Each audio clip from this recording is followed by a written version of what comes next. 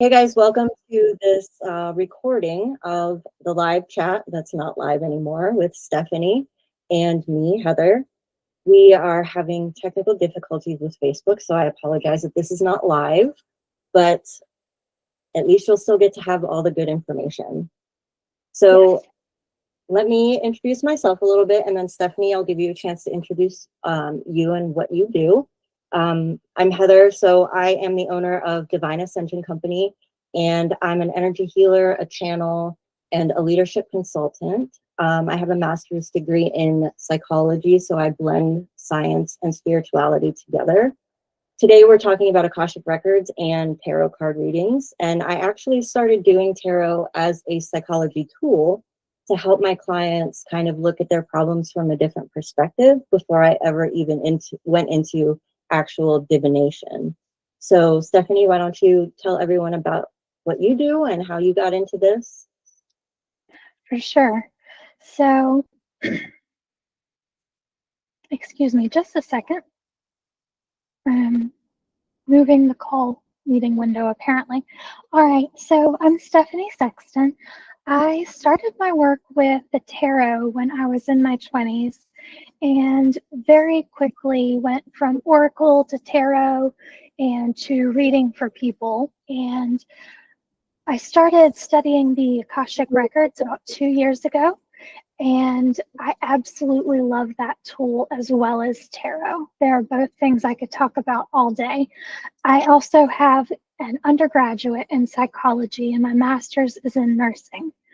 I worked in mental health for several years while I was getting my nursing degree. And between all of those experiences, plus working in the burn ICU as a nurse, I feel like I've got a really good understanding of how people get through difficulties, like the worst times of their life.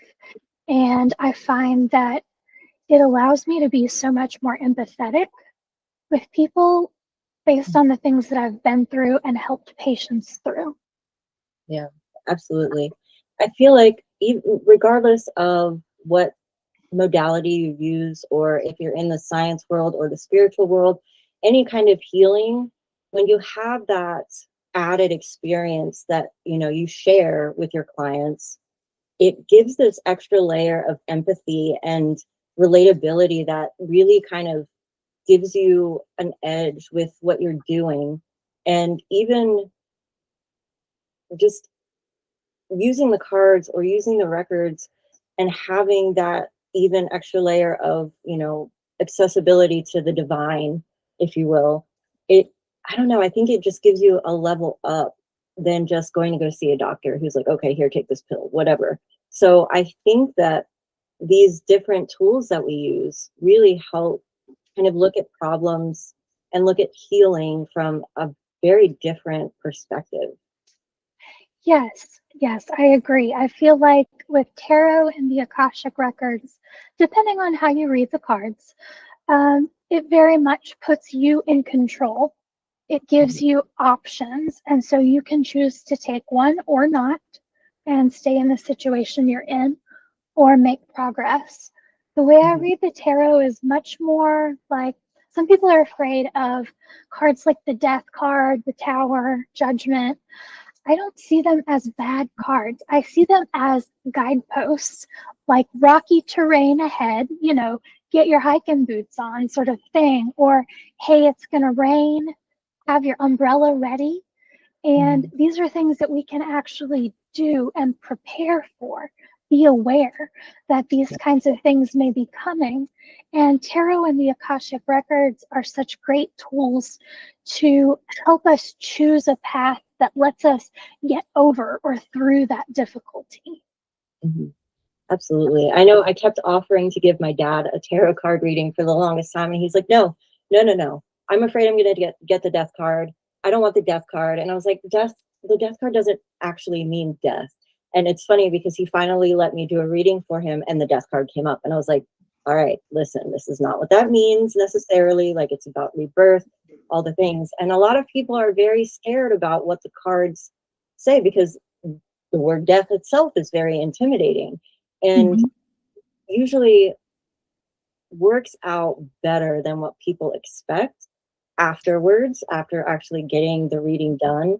And the one thing that I always try to tell people as well is when you get a reading, like, the future is not set in stone. Like, this is just if you continue down the path, but it's up to you. Like, you have the choice whether you follow this path or not. So even if you get the Tower card, or judgment, or something like that, that could be perceived as something negative, the way you approach the situation, the way you prepare for that, like you said, is completely up to you. And it can be smooth sailing, or you can make it difficult for yourself. It's all up to you.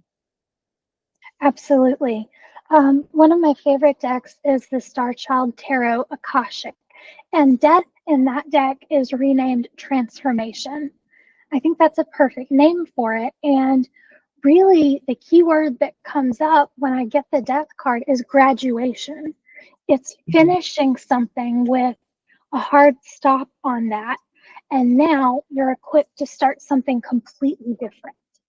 Yeah, yeah. You're starting a new cycle, ending a chapter and starting a new one. Absolutely. So when you do your tarot readings, well, first, what's your favorite card out of the whole deck? What's your favorite card?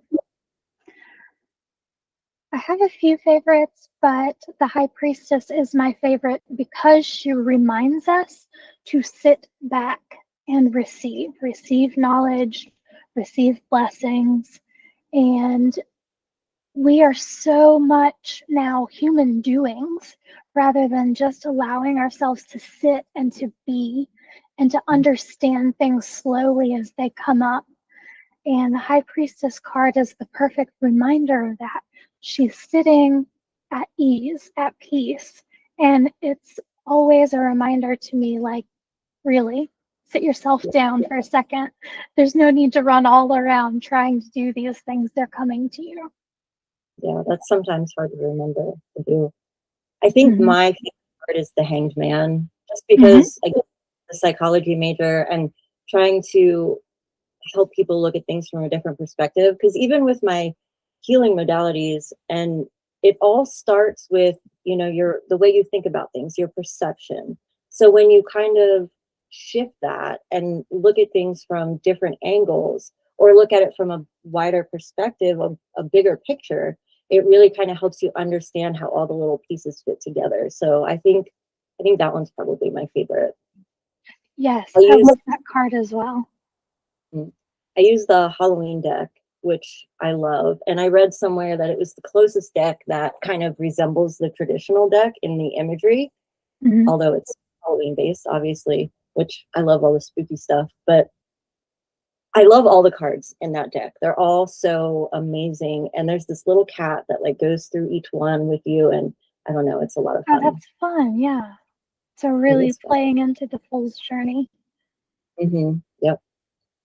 So I want to ask a question for everybody that ends up watching this video. You can put comments in where we post the video. My first question is, if you've ever had a tarot reading that was eerily accurate, or if you've never had one but you're really curious about them, put your story or your questions in the comments so that way we can answer them later and let people know, our perspective on that. So when you do your readings, how do you kind of help people understand that it's more than just reading your future? It's more, versatile than that, that you can use it to make business decisions. You can use it to kind of figure out what your purpose and path is in life. How do you kind of approach that situation? I am very thankful to usually have clients who have more than a yes or no question, or it will be something that's easy to apply to the tarot, like, am I heading in the right direction with my business? I attract a lot of women who are in business for themselves. And when someone comes with a question like that, it's very easy to open it up and go, okay, well, what do we need to know about where you are in your business? And then we can draw a few cards on that. So a lot of it starts with having a powerful question. Rather than a yes, no, or what's going to happen, we read on the current situation and how it might go if you choose option A, or how it would go if you choose B. That way, the ball really is in your court. It's like a weather forecast rather than an exact map. Mm-hmm. And what do you find that your clients that come to you for readings ask questions about? Like you just mentioned the business owners and figuring out how to approach certain things in their business, but say someone's never had a reading before. What are some of the options that you can suggest that they could use the readings for? Perfect. Some people want to know more about their life purpose. Most people who come with a question come with a question about money or relationships. As Stephanie says, people are coming to the tarot to get laid or get paid so often. And when somebody is brand new and doesn't know what to ask, then I go to something like, well, what's going on with you right now? Or what are you trying to do in your life? What would you like to see accomplished? And then let's read on how you can get closer to that goal. That's a good way. That's a good thing. I find that a lot of people do come when they're having an issue, and it's a great tool to help you work through that and to get, again, give you a different perspective on it. But there's also so many other really cool ways to use these. I just had a client that I did a Akashic Records reading for the other day, and she was like, am I living in the right place physically to fulfill my mission, to the highest and best way that I can? So there's so many different things that you can ask about that aren't just like, oh, I'm having this problem, how do I deal with it? But also just curiosity about, all the different aspects of your life and what you're doing.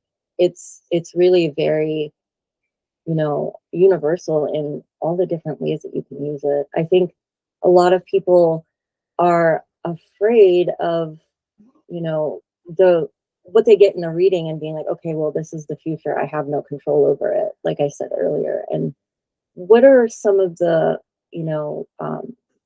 challenges that you've found when you talk to people about what you do, if they have questions, things like that?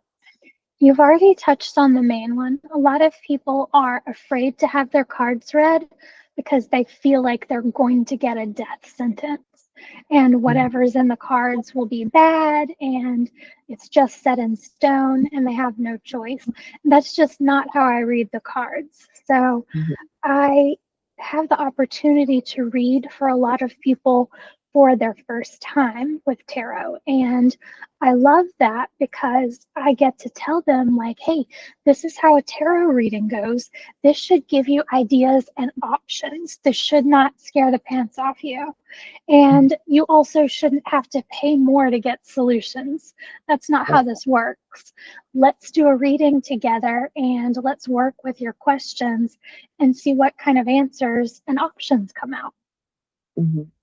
Yeah, I posted something today about tarot readings and the craziest thing that you've ever gotten in a reading. And somebody was like, they were talking about that. They were like, I do readings, and so many people have had these horrible, experiences where somebody's like, okay, death, destruction, doom. But if you pay me more, I'll help you work through it, or I'll help you get through this energy block or whatever. And it's unfortunate that that has, been so many people's experiences, because that's not how it's supposed to work. Right, really, as guideposts, that's how I see any cards that may look negative. Three of Swords is one of those that a lot of people are terrified to get because it signifies heartbreak. And the thing is, a lot of the time when that particular card comes up in my readings, it's about something that's already happened, and the other cards are going to lay out a path that the person with the question could choose to experience healing and moving on from there. Mm-hmm. Yeah. I love hearing everyone who does tarot readings, hearing their perspective on how they read the cards, because the cards all have specific meanings, but they can be interpreted in so many different ways. And so many people use the cards to tell a story in ways that, you know, they're perceiving the imagery or the gut feeling or something through the cards to relay the message. So when you're doing your card readings, do you focus more on the imagery of the cards? Do you get more of an intuitive knowing? How do you kind of do your process? That's a great question. I use a couple of different methods. And when I'm teaching someone new, I work with a group on school called Explore Your Woo. And so we have a tarot call every Sunday morning. And there are a lot of people who have just a little or moderate amount of experience with the cards, and they feel a little nervous to read in front of the group. But what I asked when I led the call last week was, please just tell me first what you see in the card and how that relates to the question. If you want to open the book after that, absolutely. But first, let's go with what you see. So the way I read a card, I always come with the book meaning in the back of my mind. I am a nerd, love to study, love the history of the cards. So I have that there, but it's a foundation. It's not the whole card. Because what happens is after years of reading for hundreds of people, and you know this, certain cards often indicate certain situations. And so we bring that experience in as a layer.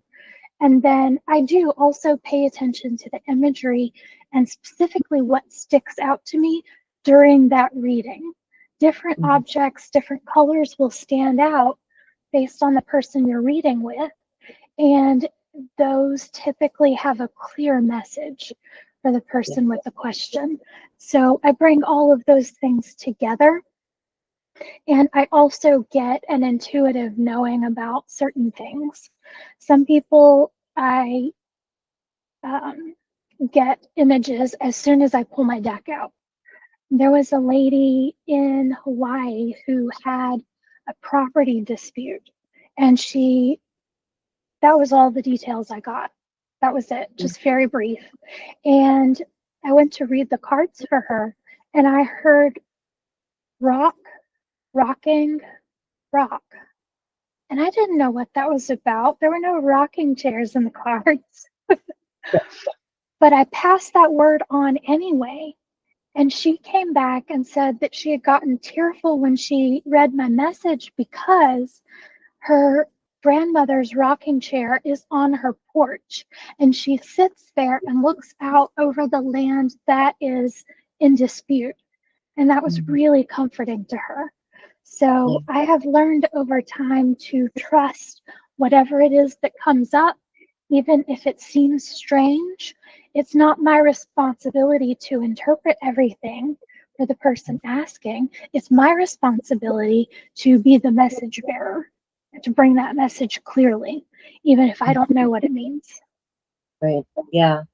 I tried when I've been reading tarot for, I don't know, over 10 years.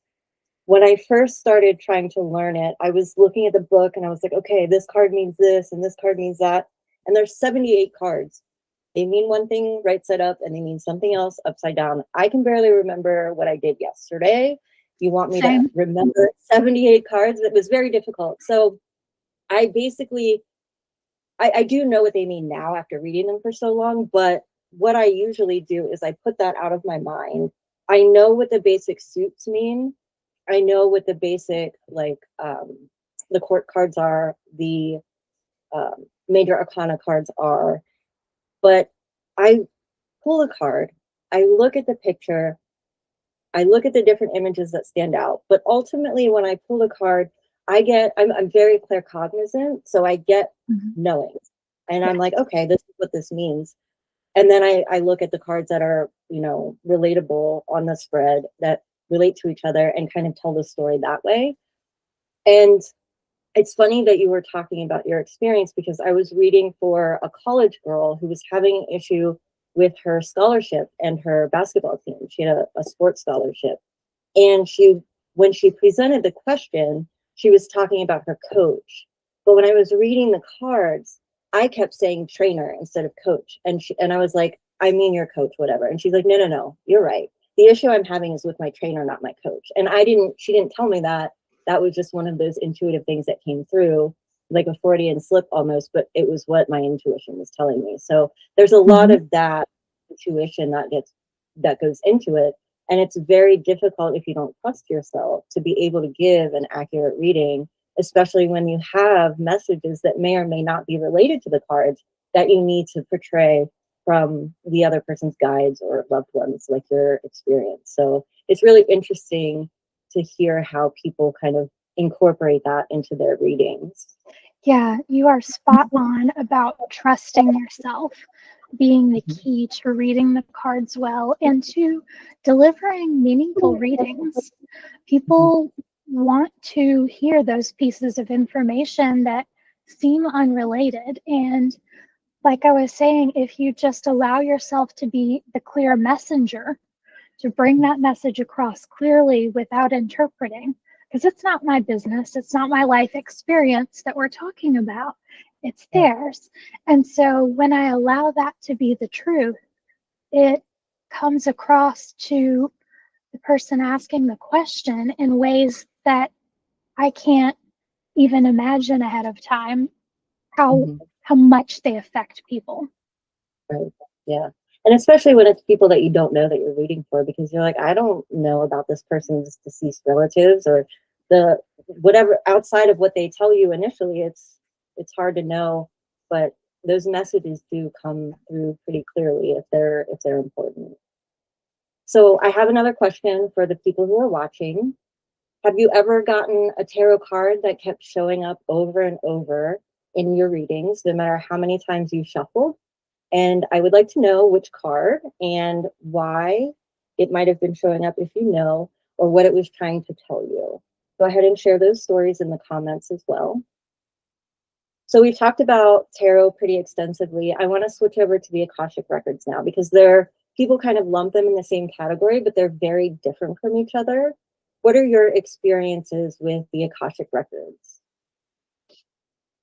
When I first learned about the Akashic Records, I was very thankful that I was able to actually walk myself into the records before I had formal training. And when I did so, the answers that come through the Akashic Records are so clear and so very personal and specific. I absolutely love that. Where a tarot card may give you a paragraph because there are multiple meanings and things jumping off the card, the Akashic Records may just give you a sentence or two, but it's going to be so specific to you and your question that getting less information really is more. And I feel the Akashic Records are also, they're higher powered to me than tarot. A person can experience some problem recognition and beginning to heal in a tarot reading. But when I open the Akashic Records, sometimes within 3 minutes of getting on a call with somebody where we're about to open their Akashic Records, I already have my records open when I start the call. And I wait until I have their permission to open theirs. But spontaneous healing happens so often. As I was saying, within about 3 minutes, a lot of the people I read the Akashic Records for are tearful. And it's because they're feeling relief from things they didn't even know they needed healing from. Yeah, reading the tarot, like I said, I like to do that as a way to shift people's perspectives about their problems that they're bringing up for the reading. And I think it's nice using that tool because you can kind of like converse with them as you go through and be like, okay, what does this mean to you? What do you see? And the Akashic Records, when I access those for people, I do get more specific answers. And I usually get a lot more than just a sentence, because I usually am able to get that intuitive knowing where I can explain that sentence a little bit more in depth, but it's way more, like you said, personal than the tarot readings. But also with the Akashic Records, one thing I've learned about through experience with dealing with the universe or the divine is that you have to ask the questions in a very specific way. Or with tarot, you can be a lot more general. The records, if there's something specific you want to know, the way you word the question. Hi, Courtney. Hi. Hey, Hold on. What's going on here?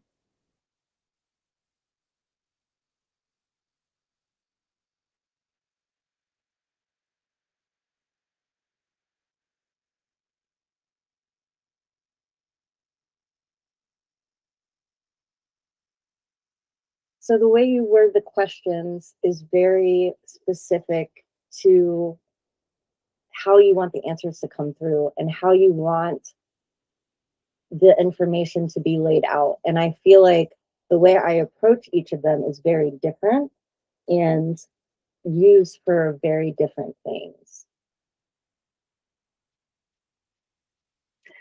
I agree. I am pinning us, so I think that will help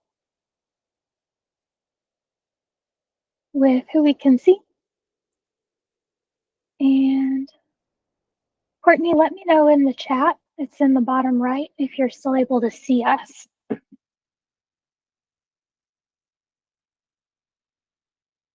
Yes, so Akashic Records, it's faster, like you said, more specific. And there are additional things that come up that we may not have known to ask. And I often am getting words that I hear or see rising up, or other images while I'm in the Akashic Records, and that delivers additional information. So the specificity is just what I'm in awe of in the Akashic Records. Yeah. And I feel like the tarot also is used more, and this is just from my personal experience, but the tarot is used more for like things that are happening in your current lifetime, where the Akashic Records, you can access past lifetimes, future timelines, and things that are going on in your life right now that might need to be addressed, that are maybe being affected by past lifetimes, things like that. So even the broader spectrum of things that you can access, because it's the records of literally everything that's ever happened, is happening, or will happen in this energetic library. So even the scope of information that you can access is just completely mind-blowing to me. Mm-hmm. Mm-hmm. So Yes. which do you like reading better, tarot or Akashic Records? The Akashic Records, because of the specificity, the finite details that apply directly to someone's situation.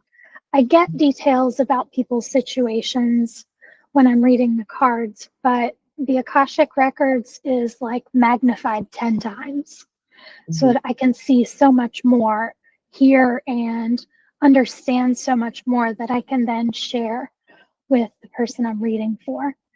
I love tarot as well, and I think it might be a little bit easier for me to teach about tarot just because I've been talking about it for so much longer.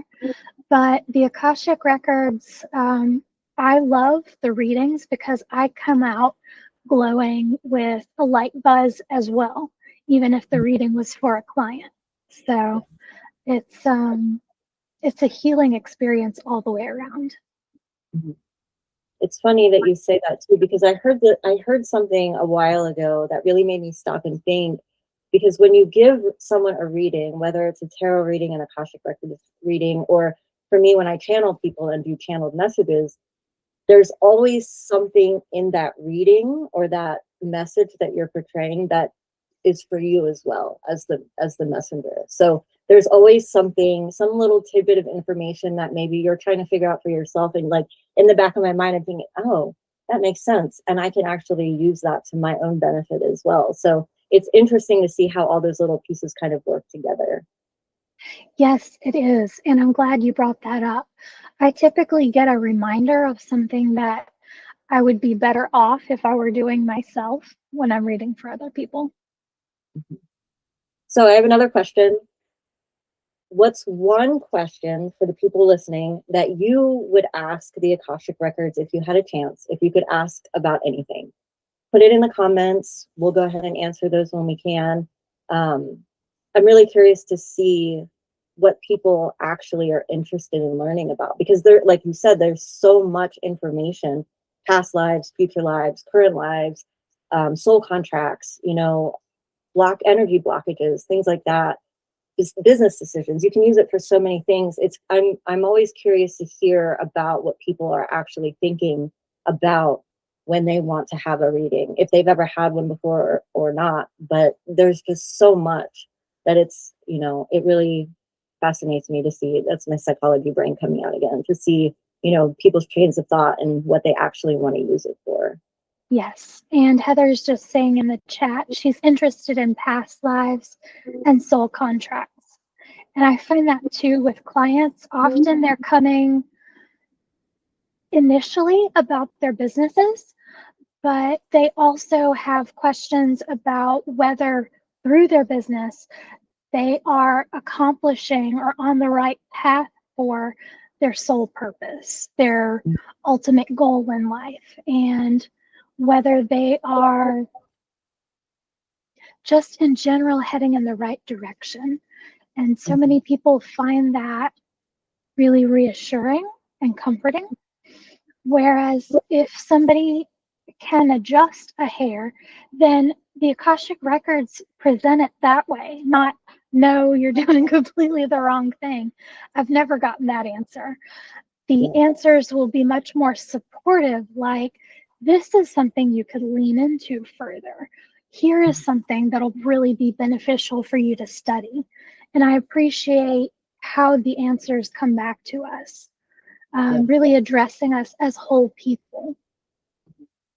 And that's a thing that I try to explain to people too when I'm doing like coaching or whatever, that there's a difference between the ego and spirit. So even with the readings, if you're getting somebody who is telling you all of those doom and gloom and things that are like, oh, you should have done this instead, or oh, you should, you know, do this, but not in a loving and supportive way, it kind of gives you that red flag to, you know, use your own discernment, because anything that comes from spirit, anything that comes from the heart, anything that comes from the records, from your level of divinity, is going to be from a place of love and from a place of support. And even if it's like, you probably shouldn't text your ex again or whatever, it's going to be put in a way that comes from a very loving and supportive, you know, perspective. And I think that's another way to tell the difference between someone who is doing a true reading and someone who's just, you know, I don't get me started on the whole false guru thing. That's a conversation for another day. But there's a lot of people out there who claim that they're accessing higher knowledge, but are really looking out for themselves. Yeah, unfortunately, and I'll be brief. I had a former friend who was stating that she was delivering messages basically from above or from source. And I started to realize that I got an odd feeling about them because they were very limiting. The messages would be things like, do not write after X time in the evening.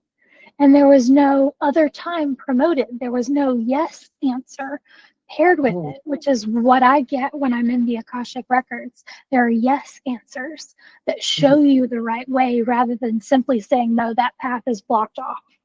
And it's interesting because the way I look at life and the challenges and the trauma and these perceived negative experiences that we have, I don't look at them as regret or mistakes. I look at them as opportunities for growth and learning. And even when you're like, okay, don't do this, there's always that like, okay, well, this didn't work, so let's try this instead. It's never like you're on the wrong path or you're doing the wrong thing, because every stepping stone that you take, every decision you make is still helping you grow. It just might be a different path to the same destination. So the fact that if there is no clear destination or suggestion or direction on how to get there, if the approach you're taking now isn't working, I feel like that's a true sign of, whether that reading is accurate or true or not. Yes, I definitely agree. People being left with negative messages just doesn't sit right with me. And the cards and the Akashic Records just don't speak to me that way. The answers that I get are, if someone's not headed in the right direction, they're offered as redirection or offered as adjust a little bit this way, rather than and encouraging the person to keep moving, to keep doing what is coming up for them, rather than simply just giving them a no, like stop, no, not good. I agree with you wholeheartedly there. You'll get instructions for moving forward in a way that helps you, supports you when you are getting a true reading. Because that's the whole point, is to have that guidance and that support to be like, okay, this is why you're here. This is the human experience. So let's, make it fun, or let's try a different direction. It's never going to be, no, just stop, just give up.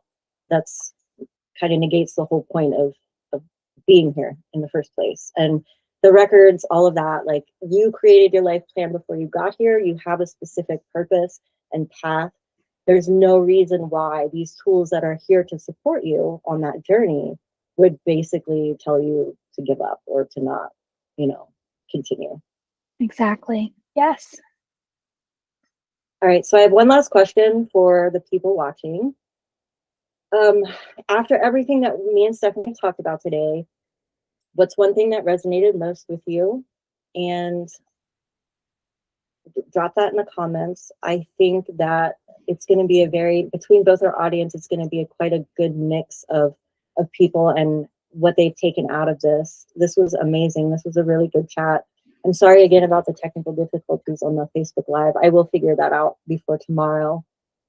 So what's one thing that you could share with everybody about either your experience, what you enjoy, or just something that you think everyone should know about tarot or Akashic Records or divination in general? If you haven't tried it, certainly give it a chance. Tarot was life-changing for me. I came out of a situation where I was getting a divorce. My parents actually were in court divorcing the day after I got a divorce in the same courtroom. And my best friend totaled my car while I was in an accelerated master's in nursing program across state lines. So suddenly, no car, best friend, kind of missing in action, and I was completely overwhelmed. I had a toddler who was acting out at school because he didn't understand the ways that our life was changing. And picking up tarot cards, I started getting little inklings, like small understandings of what I could try instead, what I could do next, or how I could refocus. So if you're curious about tarot or the Akashic Records, I would absolutely recommend it. And I would say if you've got questions more about everyday situations, about reframing how you're looking at a problem, tarot is great there. And if you're more interested in things like soul purpose, or why you have a repeating pattern that could be connected to past lives, or overall how to achieve your purpose, those are questions I would take to the Akashic Records. Yeah, I wholeheartedly agree with that. All right, so if you guys love this conversation, I want to let you know that this whole week of all of these people that we're going to be chatting with or listening to is leading up to a free 5-day challenge that I'm implementing. It starts on March 3rd, and it's going to be everything from grounding, opening your heart space, learning to speak to spirit, manifesting the life that you desire. And this is just kind of the very basic, the very beginning part of that whole journey. So if you want, you can leave comments, questions, or anything that you have in the comments. I will also include the link to sign up for that challenge. And also, Stephanie and I both obviously do Tarot and Akashic Records. So if you're interested in getting a reading from either one of us, I will include in the comments or in the post description a way to get a hold of both of us. That way, if you want to have a reading, you can.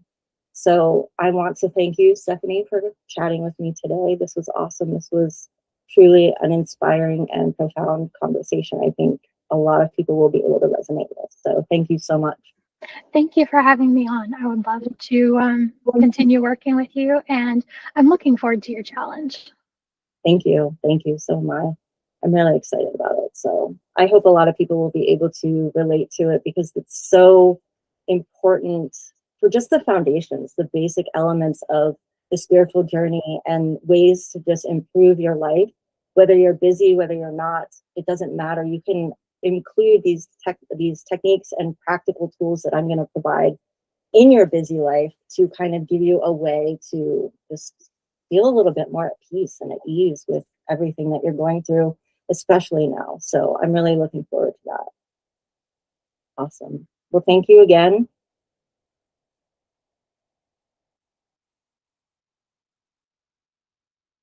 Okay, let me stop the recording.